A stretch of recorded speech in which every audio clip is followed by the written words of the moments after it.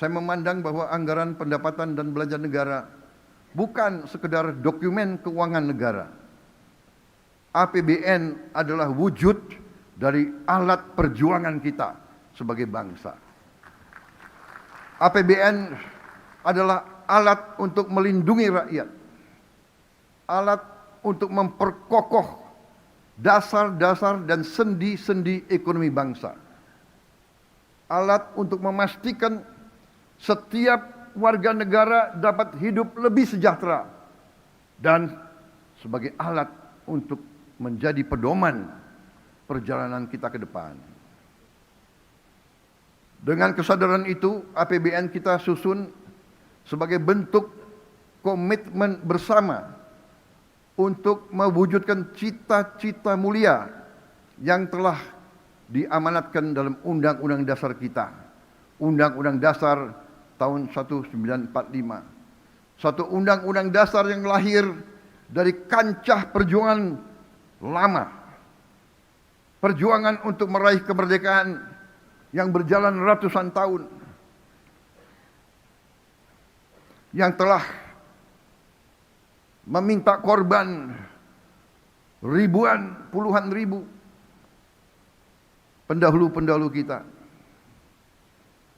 yaitu cita-cita mewujudkan suatu negara Indonesia yang merdeka, yang berdaulat, yang adil, yang makmur, yang berdiri di atas kaki kita sendiri. Saudara-saudara sekalian, sekarang izinkanlah saya menyampaikan angka-angka kunci dari kerangka ekonomi makro dan pokok-pokok kebijakan fiskal,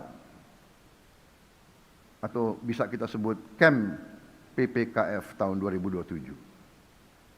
Pertama, pendapatan negara dalam APBN 2027 kami targetkan mencapai kisaran 11,82 hingga 12,40% dari produk domestik bruto kita. Untuk mendukung berbagai program prioritas dan program-program vital kita, belanja negara direncanakan berada pada kisaran 13,62 hingga 14,80% dari PDB kita. Dari sisi pembiayaan, defisit kita di tahun 2027, defisit APBN akan kami jaga pada kisaran 1,80 hingga maksimal 2,40% PDB. Dan kita akan berjuang terus untuk menekan dan memperkecil defisit ini. Suku bunga surat berharga negara SBN tenor 10 tahun kami jaga berada pada kisaran 6,5 hingga 7,3%. Nilai tukar rupiah terhadap dolar Amerika Serikat berada pada rentang 16.800 rupiah hingga 17.500 rupiah. Strategi fiskal dan moneter kita haruslah strategi yang mampu untuk menjaga nilai tukar kita tetap stabil terhadap mata uang dunia. Inflasi akan kami jaga tetap pada kisaran 1,5 hingga 3,5%. Pada sektor energi, harga minyak mentah Indonesia diperkirakan sebesar 70 hingga 95 dolar Amerika per barrel. Selanjutnya, lifting minyak bumi ditargetkan 602 hingga 615 ribu barrel per hari, dan lifting gas 934 hingga 977 ribu barrel setara minyak bumi per hari.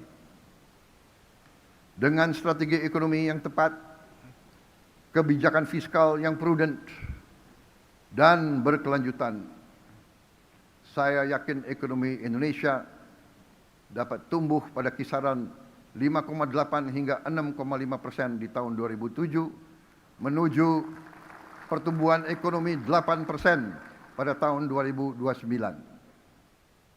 Dan pertumbuhan tersebut harus tercermin pada meningkatnya kesejahteraan rakyat secara nyata. Karena itu, angka kemiskinan ditargetkan turun ke rentang 6,0 hingga 6,5% dari target sebelumnya 6,5 hingga 7,5%. Sementara itu, tingkat pengangguran terbuka harus turun pada rentang 4,30 hingga 4,87% dari target sebelumnya 4,44 hingga 4,96%.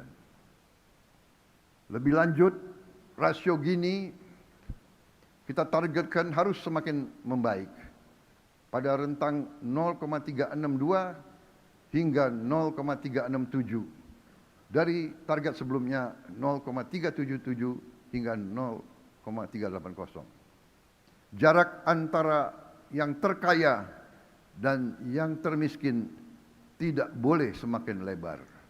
Bahkan harus kita perjuangkan untuk terus menyempit.